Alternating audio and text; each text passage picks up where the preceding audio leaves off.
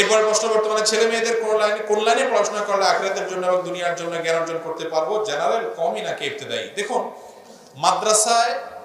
মাদ্রাসায় যদি আপনি আপনার সন্তানকে ভর্তি করান, দেখে শুনে করাবেন যে কোন মাদ্রাসায় পড়াশোনা ভালো, উস্তাদ যারা আছে তাদের কথা এবং কাজে মিল আছে, নিজেদের মধ্যে আমল আছে, পরিবেশ ভালো আছে, দেখবেন।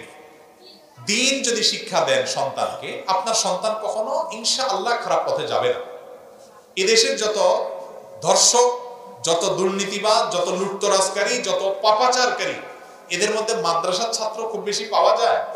দু চারটা কালেভদ্র পাওয়া যেতে পারে, সচরাচর পাওয়া যায়, কারণ সেখানে মনুষ্যত্বের শিক্ষাটা দেওয়া হয়।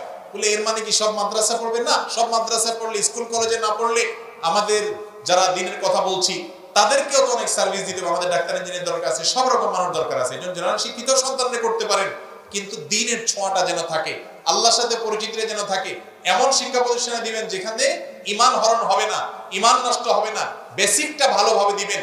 বেসিক ভালো দেওয়ার মানে কি শুধু একজন হুজুর রাখি কোরআন শরীফ পড়াই দিবেন না, বরং আল্লাহর সাথে যেন পরিচিত হয় সেজন্য আলেমদের সাথে পরামর্শ করে বাচ্চাদের উপযোগী বই পুস্তক দিবেন, সেরকম কোর্স করাবেন।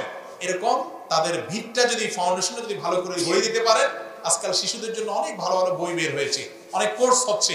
বিশেষ করে ইবতেদায়ী এবং প্রাইমারি লেভেলটা যদি কোনো মাদ্রাসার উপরে ভিত গড়ে দেন এবং এরপরে পারিবারিকভাবে তাকে যদি দ্বীনি তালিম দেন, পরিবেশটা ভালো দেন, সে ইনশাআল্লাহ কলেজে যাক, ইউনিভার্সিটিতে যাক, পৃথিবীর যেখানেই যাক, তার ভিতরে দ্বীনের ছোঁয়া ইনশাআল্লাহ থাকবে। কত বাপ মা আছে মাদ্রাসায় দিয়েও ছেলে মেয়ে নষ্ট হয়ে গেছে, বেলাইন হয়ে গেছে, খোঁজ খবর নেই, অজাগায় ছিল। আবার অনেকের কলেজ ইউনিভার্সিটি দেওয়ার পরেও সন্তান চোখ জোড়ানোর মতো সন্তান হয়ে গেছে। ঠিক না ঠিক? এই জন্য মূল জিনিসটা হলো প্যারেন্টিং, অভিভাবকত্ব। অভিভাবক কতটা দায়িত্বশীল হয়েছেন, আল্লাহ আমাদের অভিভাবকদেরকে দায়িত্বশীল তৌফিক দান করুন।